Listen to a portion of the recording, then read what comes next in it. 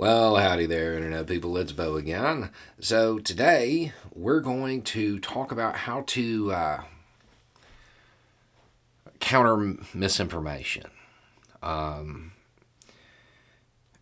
to kind of stop it before it starts if you get somebody who's engaging. Because I got this question. A friend of my mother has turned out to be one of those do your own research types and seems insistent on converting my mom to that outlook. Being known as the one who stays informed at home, I'm the one she comes to for a different perspective. My God is the work hard. Every piece of misinformation is replaced by two the moment you squash it out. I'm proud of my mother for not just taking one narrative and accepting it, but I'm starting to reach the end of my rope. I vainly started thinking I could convince my mom's friend through her, but at this point, that doesn't seem possible. The problem is that my mom's still in the middle. I guess my question is either, what do I do when I run out of rope, or how do I find more rope? I understand the question is vague and likely doesn't have an answer. It does. I can tell you where the rope store is. Because your mom's actually engaging, right? So what you're doing at the moment is friend tells mom some piece of misinformation. Mom asks you about it. You debunk it.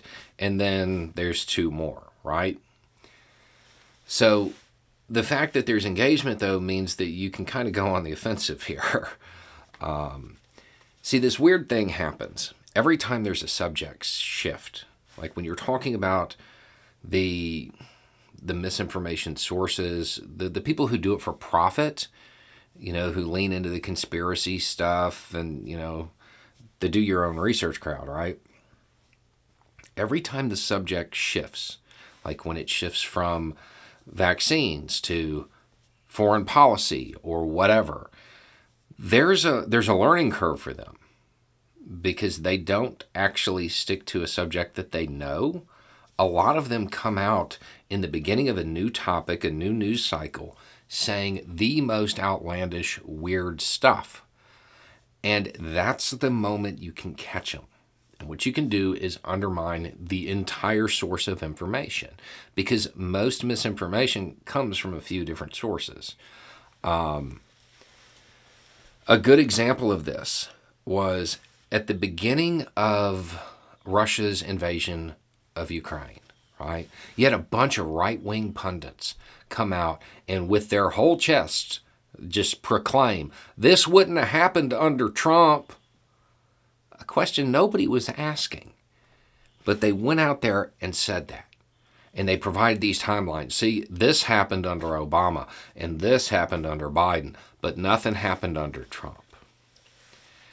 That opened the door to counter so many of them because they were so public about it.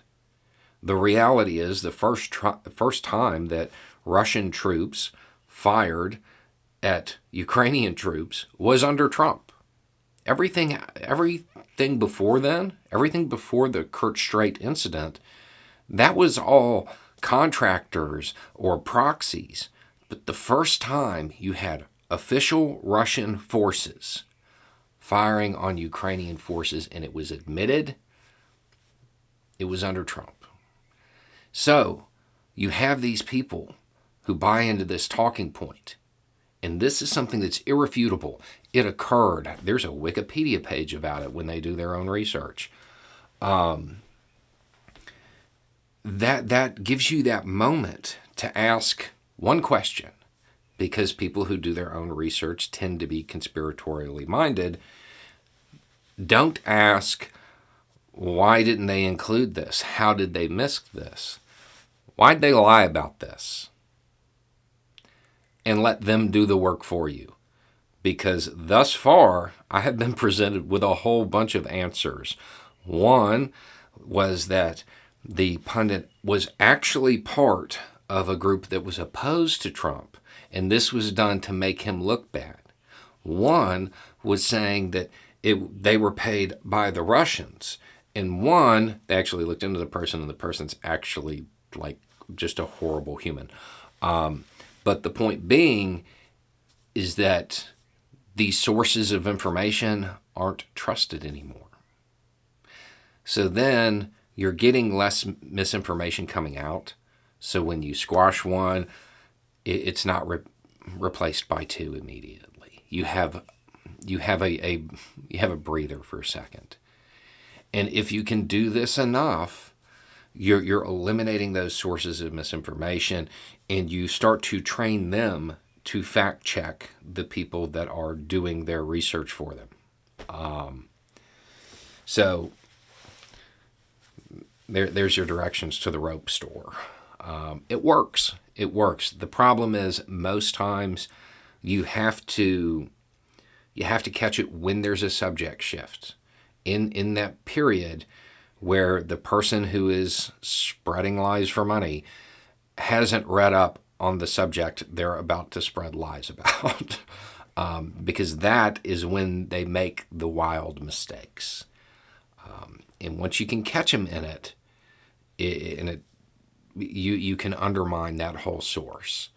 And the problem is when you go back and try to do it to something that happened in the past, it's not as effective as something that they just heard and they themselves have been repeating, and then you show them it's a lie. So that's where I'd go with it, and it's worked. It works well for me, but the people around me are pretty full of pride. So if you can catch them saying something with authority and it be just flat wrong, it tends to have a pretty marked effect. I don't know if that transfers elsewhere in the country, but around here, that one's super successful. So I wish you luck. Anyway, it's just a thought. Y'all have a good day.